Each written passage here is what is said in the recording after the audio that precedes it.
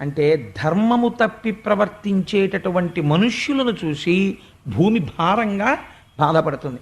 అందుకని సృష్టి చేసిన బ్రహ్మగారిని అడిగింది, వీళ్ళందరినీ సృష్టి చేసిన వాడు ఆయనే కదా, ఇంతమంది అధర్మాత్ములు ఇవాళ భూమి మీద తిరుగుతున్నారు, ఎలా నాకు భారం తగ్గడం అని అడిగింది.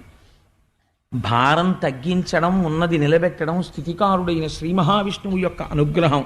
కాబట్టి నువ్వైనా నేనైనా ఆయన్ని ప్రార్థన చెయ్యాలని ఆనాడు చతుర్ముఖ బ్రహ్మగారు ధ్యానమగ్నుడై పురుష సూక్తంతో స్వామివారిని ఉపాసన చేశారు.